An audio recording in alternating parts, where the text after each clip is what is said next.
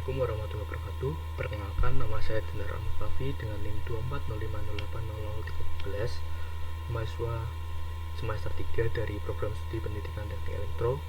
Di video kali ini saya ingin menjelaskan mengenai bagaimana cara untuk menjadi warga negara yang aktif, bagaimana cara untuk menjadi warga negara yang baik. Untuk itu kita akan mulai pada bagian pertama. Di bagian ini kita akan membahas mengenai abstraksi, gambaran umum bagaimana sih untuk menjadi warga negara yang aktif. Selanjutnya, apakah Anda pernah bertanya dalam hati, sebagai orang biasa, apa yang bisa saya lakukan untuk Indonesia? Mari kita temukan jawabannya. Untuk menjadi warga negara yang aktif, yang baik, itu di sini juga ditambahkan tingkatannya. Dari yang pertama dulu adalah memahami. Kita juga perlu untuk memahami dari tingkatan dulu, memahami apa sih arti warga negara aktif di era modern ini. Kemudian setelah kita memahami, kita dapat melihat juga bagaimana contoh-contoh untuk menjadi warga negara aktif yang baik dalam kehidupan sehari-hari. Setelah kita melihat, kita juga bisa mempraktekkan dengan beberapa bukti untuk memulai aksi. Misalkan kita juga membuat mengenai media dan lain-lain. Kemudian yang terakhir adalah beraksi, yaitu kita juga dengan mempraktekannya kita harus berkonsistensi, dan juga kita juga bisa untuk menginfluence dari teman-teman kita yang begitu. Untuk selanjutnya, sebelum kita mulai, coba ada pertanyaan yang harus dijawab dalam hati. Dari yang pertama dulu, dalam seminggu berapa kali saya dapat membantu orang lain. Kemudian yang kedua adalah kapan terakhir saya belajar tentang hak dan kewajiban saya. Kemudian yang ketiga adalah apa kontribusi terkecil saya untuk lingkungan. Kemudian yang keempat adalah bagaimana digital footprint saya selama ini. Selanjutnya kita memasuki ke bagian 2, yaitu memahami konsep. Bagaimana sih konsepnya untuk menjadi warga negara yang aktif. Selanjutnya di sini kita juga dapat memahami bahwasanya untuk menjadi warga negara itu dalam beberapa jenjang, beberapa tahun, beberapa zaman itu terjadi perbedaan, yaitu dapat kita ketahui bahwasanya untuk menjadi warga negara yang aktif, yang baik itu dari pasif ke aktif. Kemudian dapat kita lihat dari tahun 1990-an, yaitu warga negara yang baik itu berarti warga negara yang taat aturan, karena pada saat itu di zaman itu 1990-an aturan memang dibuat untuk dipatuhi, dan kemudian juga lebih terjerat aturan itu banyak sekali hal untuk warga negara. Kemudian untuk di era 2000-an, yaitu untuk menjadi warga negara yang aktif itu harus berpartisipasi dalam pemilu. Karena setelah kita ketahui juga mengenai sejarah yang ada di Indonesia, bahwasanya di era 2000-an ini kita baru benar-benar mengadakan pemilu yang sebenarnya. Karena sebelumnya dari yang pertama dulu itu dari era Pak Karno itu sudah kita ketahui sendiri.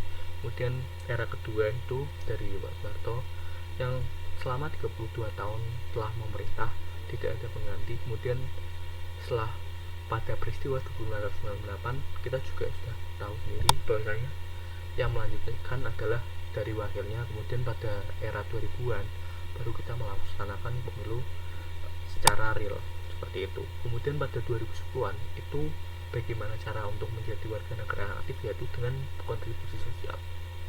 Karena banyak dari batasan yang dari era sebelumnya itu kita sudah mulai lebih berkembang seperti itu, sehingga dapat berkontribusi secara sosial. Kemudian selanjutnya pada era 2020-an, yaitu cara untuk menjadi warga negara yang aktif adalah dengan melakukan literasi digital dan ekosistem berkelanjutan. Nah, kenapa kok demikian? Karena dengan literasi digital ini kita itu dapat mengetahui hal-hal yang lebih banyak lagi dan lebih mudah. Apalagi di era digital ini semua informasi itu dapat kita akses dengan mudah.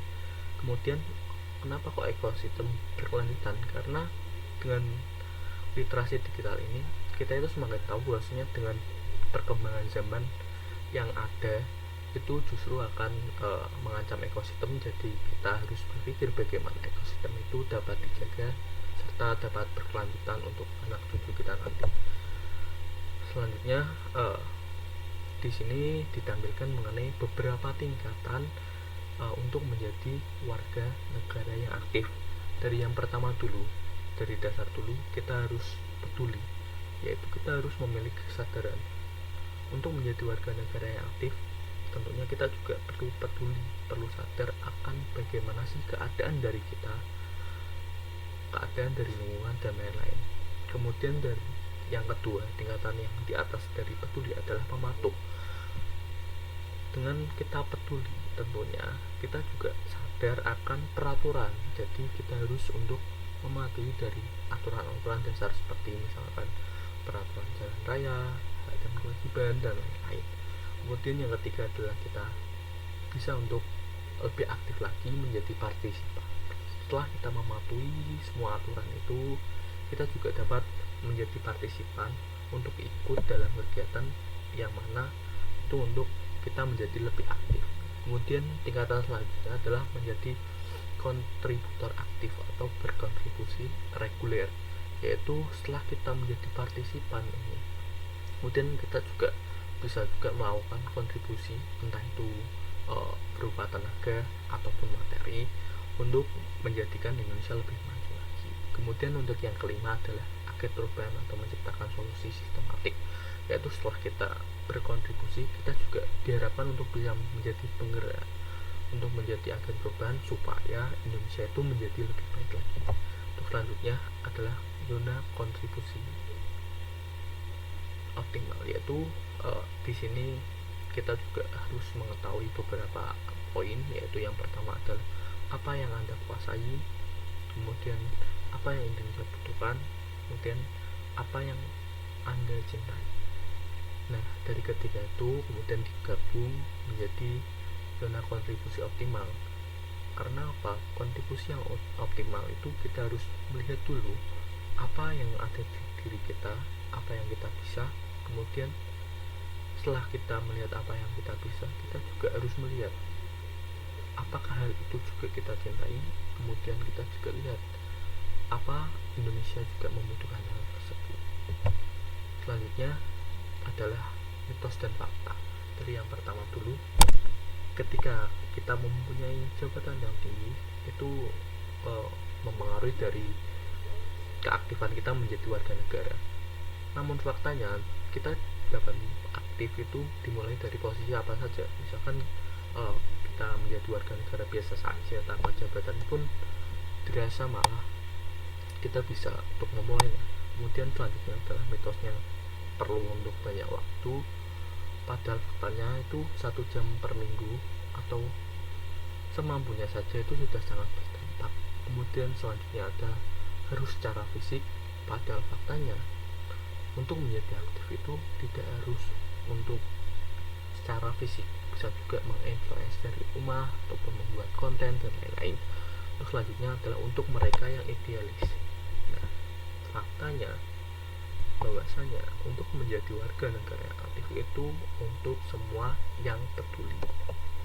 Selanjutnya, kenapa sih warga negara yang aktif itu untuk menjadi itu kita untung? Kita akan membahas dulu dari yang pertama, karena kesehatan mental itu lebih baik.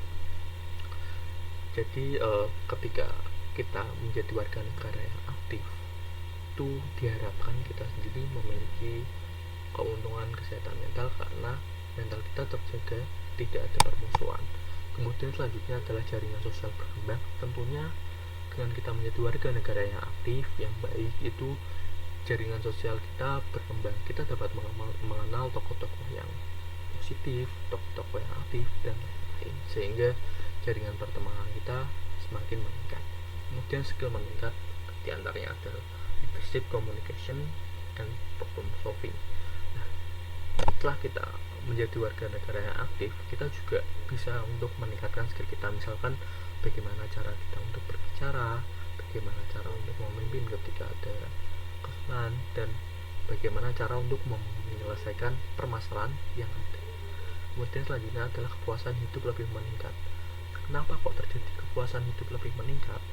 Karena dengan menjadi warga negara yang aktif, kita itu merasa lebih puas bahwasanya oh, hidup itu ada manfaatnya untuk diri kita sendiri maupun kepada orang lain, seperti itu. Kemudian selanjutnya adalah legacy yang lebih bermakna, dikenang karena kebaikan. Seperti yang kita ketahui bahwasanya untuk menjadi seorang yang dikenang itu ada dua jalur, yaitu yang pertama adalah tentunya karena kebaikan, yang kedua adalah karena kejahatan. Nah, di sini saya ingin menekankan untuk bagaimana dikenang dengan cara kebaikan. Salah satunya adalah dengan menjadi warga negara yang aktif. Kemudian selanjutnya, gimana sih kalau misal kita bayangkan dengan matematika? Nah, dengan seperti ini kita bayangkan seperti diri kita sendiri kemudian menginspirasi 5 orang untuk melakukan sesuatu yang baik. Kemudian dari 5 orang tersebut masing-masing menginspirasi 5 orang lagi menjadi 25 dan seterusnya. Dan bisa kita bayangkan dalam 6 bulan itu bisa lebih dari 15.000 orang itu terpengaruh. Bayangkan jika itu ada yang memulai. Selanjutnya kita akan masuk ke bagian ketiga, yaitu studi kasus visual. Di sini kita akan memvisualisasikan bagaimana sih contoh dari untuk menjadi warga negara yang aktif. Selanjutnya di sini kita contohkan dari tokoh fiktif, yaitu bernama Sari, umur 45 tahun, kemudian lokasinya dapat dibaca sendiri, yaitu dia itu memilah sampah dari rumah, kemudian setelah sampahnya itu diambil dan dipilah, itu mengedukasi tetangga via WA group, yaitu hasilnya adalah 50 keluarga terlibat. Kemudian gaji yang dihasilkan untuk kas sosial. Kemudian kuncinya adalah konsistensi dan kolaborasi. Dari sini kita itu dapat melihat bahwasanya dari Ibu Sari ini dapat memanfaatkan celah, yaitu permasalahan sampah itu dipilah kemudian dijadikan semacam bank sampah seperti itu. Kemudian selanjutnya itu kita contohkan lagi tokoh fiktif bernama Andi, itu sebagai mahasiswa kelas online. Nah, seperti dari contohnya tadi, mitos dan bahwasanya kita itu tidak harus melaksanakan hal ini itu secara fisik, namun kita juga bisa melaksanakan hal ini, yaitu menjadi warga negara aktif itu secara online di rumah saja itu bisa. Dia itu membuat channel YouTube, tutorial sekolah, kemudian setelah membuat channel berkembang dan berkolaborasi dengan 10 volunteer. Kontennya itu berisi matematika, bahasa Inggris, kemudian dapat memotivasi orang dengan 5.000 subscriber dalam 1 tahun, yang tentunya dalam artian dia itu berpengaruh pada 5.000 orang. Nah, apa saja isinya yang meningkat? Tentunya skill digital yang meningkat, ditambah kepedulian juga meningkat, maka dampaknya menjadi tidak terbatas dan mungkin juga dalam beberapa tahun banyak orang yang terbantu olehnya. Selanjutnya ada tokoh fiktif lagi bernama Rina, 30 tahun. Kita dapat melihat bahwasanya ketika Sabtu pagi itu mengajar memutar pada ibu-ibu PKK, karena kita ketahui itu juga bahwasanya terkadang ibu-ibu juga belum bisa untuk menggunakan komputer. Kemudian dia juga mendonasikan 10% gaji untuk beasiswa lokal. Kemudian untuk advokasi juga membantu UMKM untuk tetangga go digital, yaitu membuat website dan lain-lain untuk bisa dipromosikan lewat beberapa platform. Dengan hasilnya itu 20 UMKM itu terbantu. Kemudian 50 ibu melek digital. Waktu weekend adalah investasi sosial.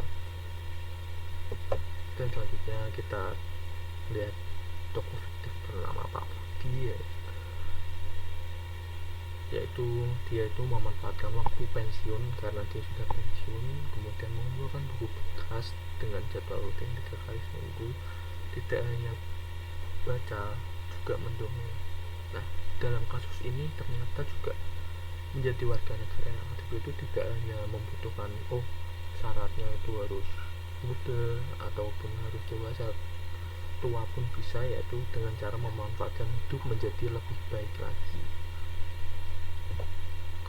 Kemudian dapat kita lihat bahwasanya pola umum dari semua cerita fiktif tersebut adalah yang pertama small, yaitu dimulai dari lingkungan terdekat, dimulai dari lingkungan keluarga, lingkungan pertemanan.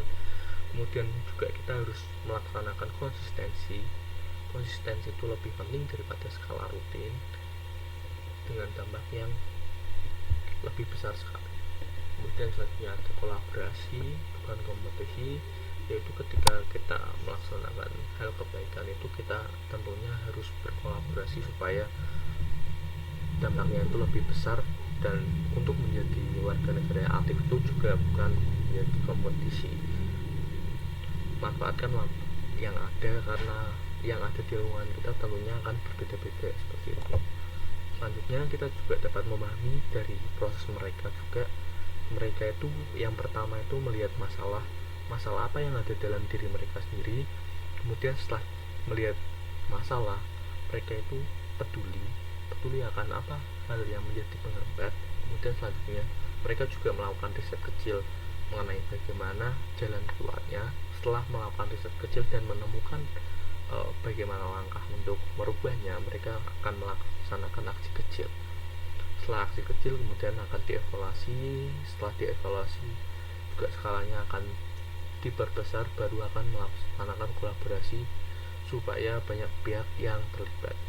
Di sini kuncinya adalah tidak untuk menunggu sempurna, karena kesempurnaan itu milik Tuhan. Selanjutnya, bagaimana dengan mereka yang gagal dulu? Di sini saya contohkan beberapa permasalahannya, yaitu yang pertama donasi uang tanpa pendampingan.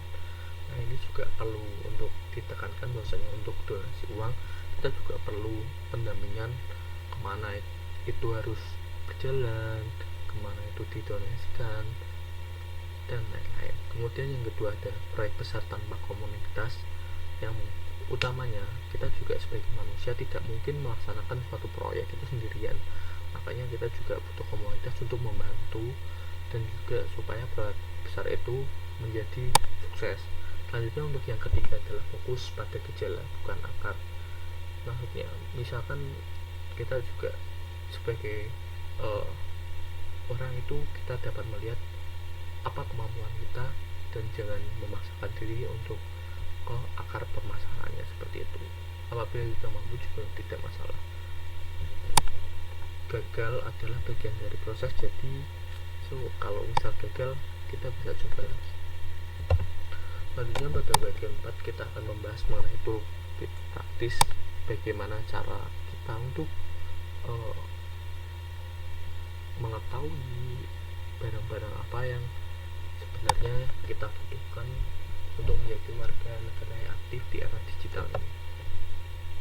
Yang pertama kita juga sebutkan peralatan kesadarannya. Yang pertama mungkin kita juga bisa mencari referensi dari aplikasi misal Google News, media nasional seperti News ataupun dari CNN, Trust dan lain-lain, media lokal. Kemudian kita juga bisa membaca dari Undang-Undang Dasar Negara Republik Indonesia tahun 1945, apa sih hak dan kewajiban kita. Kemudian yang ketiga kita juga bisa dengar, misalkan kita dengar podcast kebangsaan, kita juga bisa mendengar cerita-cerita sejarah dan lain-lain. Kemudian kita ikuti beberapa akun yang memiliki inspiratif untuk nasional. Kemudian yang kelima ada refleksi. Kita juga bisa merefleksi lewat journaling, ya sekitar 5 menit per hari ataupun berapa, itu tergantung dari waktu teman-teman yang ada atau waktu luang. Selanjutnya adalah kita juga bisa melakukan partisipasi lewat beberapa platform, yaitu yang pertama adalah publik, misal lapor atau clue. Kita juga bisa misal ingin berpartisipasi dalam kebijakan yaitu chess.org atau Partisidia, ini adalah contohnya. Kemudian selanjutnya adalah ketika kita ingin berpartisipasi secara sosial, kita juga bisa melakukan partisipasi lewat kitabisa.com, atau kita juga bisa melaksanakan partisipasi sosial lewat Indonesia Dermawan, atau juga kita bisa melakukan partisipasi sosial lewat influence yang memang bergerak di bidang sosial. Kemudian ketika partisipasi di bidang lingkungan itu ada WWF, Generation, kemudian untuk pendidikan kita juga bisa atur rumah belajar, Zenius, dan juga mungkin di antara di sini bila belum disebutkan mungkin bisa juga lewat beberapa invest yang memang kompeten di bidangnya seperti itu.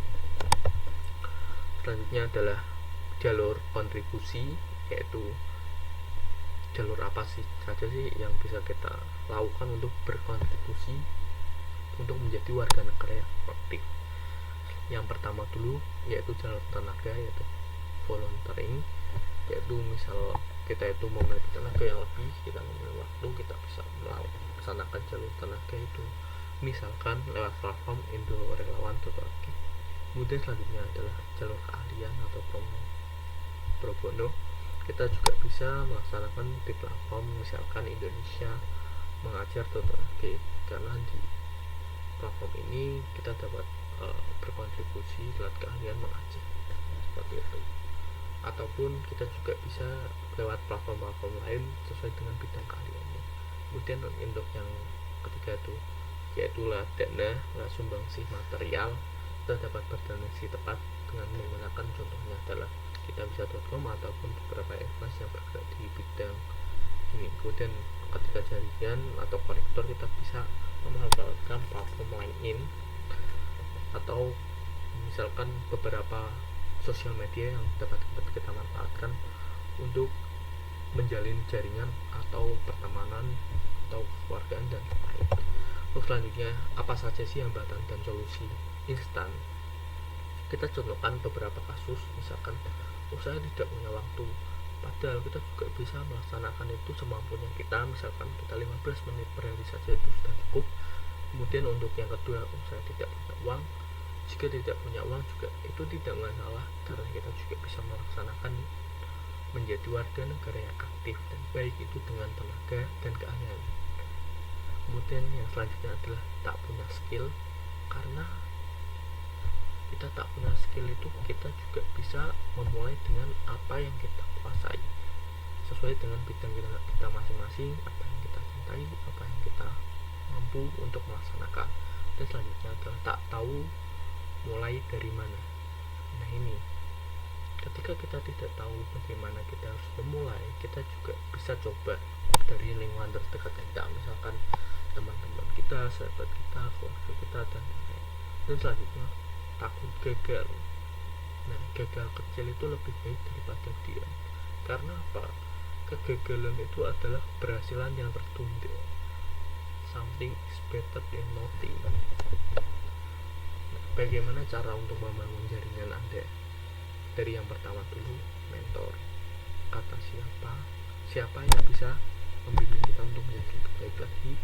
Dan setelah kita menjadi lebih baik lagi, kita juga membutuhkan mitra. Siapa yang punya passion yang sama, siapa yang mempunyai keinginan yang sama. Kemudian setelah kita bermitra, tentunya kita juga bisa membangun jaringan berupa komunitas, berupa grup WA, FB, dan lain. Kemudian yang keempat adalah siapa konsultan yang gratis untuk mengkonsultasi bagaimana permasalahan kita dan kendala kita supaya bisa dibantu pada bidangnya. Kemudian yang kelima adalah pendukung. Siapa saja yang akan mendukung secara moral ataupun dan lain-lain supaya aksi kita itu terus berlanjut. Selanjutnya mungkin saya contohkan beberapa aplikasi untuk mengefisiensi dari pekerjaan ini. Dari yang pertama dulu adalah kalender, itu untuk mengatur waktu kontribusi. Misalkan kita jadwal di hari Sabtu mau kemana dan mau apa dan lain-lain. Kemudian yang kedua adalah notes, itu untuk dokumentasi pembelajaran. Misalkan ada evaluasi dari hari pertama ataupun bagaimana, itu bisa kita gunakan notes. Kemudian yang ketiga komunikasi, kita dengan komunikasi kita dapat berkoordinasi dengan tim. Misalkan kita komunikasi lewat grup WA ataupun grup Facebook ataupun Discord dan lain-lain. Saya kira sekarang sudah banyak. Kemudian yang keempat ada analisis ukur dampak sederhana. Kita juga harus menganalisis bagaimana sih dampaknya, apakah itu bagus dan lain-lain. Kemudian yang terakhir adalah aplikasi untuk konten buat dokumentasi menarik, itu untuk membuat flash daripada teman-teman di luar sana, supaya teman-teman di luar sana itu lebih tahu mengenai apa yang kita lakukan dan termotivasi begitu. Untuk free toolsnya kita juga bisa gunakan Google Sheet, kemudian Canva untuk membuat presentasi atau untuk penjelasan poster dan lain-lain. Kita juga bisa menggunakan Trello. Untuk bagian yang terakhir adalah penutupan. Jadi setelah kita membicarakan banyak dari awal video ini sampai akhir, kita juga akhirnya mempelajari beberapa hal. Di antaranya yang pertama adalah mindset. Kita juga paham mengenai mindsetnya. Kita harus bergerak dari pasif menjadi lebih aktif lagi, dari tingkatan-tingkatan. Semoga tingkatannya itu tetap naik. Kemudian kita juga mencontohkan bagaimana cerita fiktif itu apakah mungkin relevan dengan kehidupan dari teman-teman sekalian. Kemudian yang ketiga adalah tools, yaitu alat-alat praktis untuk membantu kita menjadi lebih baik lagi. Kemudian tinggal satu langkah lagi. Indonesia itu tidak butuh satu pahlawan besar, tapi 270 juta warga negara yang peduli setiap hari. Kita tuh nggak harus menjadi sesuatu yang menonjol, teman-teman sekalian, karena jika teman-teman sekalian misalkan dimulai dari diri sendiri itu sudah aktif, maka itu akan sangat berdampak bagi teman-teman sekalian untuk yang lain. Seperti itu, mulai dari sekarang, mulai dari diri Anda sendiri, mungkin mulai dari hal yang kecil terlebih dahulu, supaya nantinya akan terus berkembang dan menjadi lebih baik lagi. Maka dari itu kita akan katakan saya siap untuk beraksi. Terima kasih telah menonton video saya kali ini. Mudah-mudahan dengan video ini kita telah menjadi bagian dari solusi supaya kita menjadi lebih aktif lagi, supaya kita juga menjadi warga negara yang lebih baik lagi. Wassalamualaikum warahmatullahi wabarakatuh.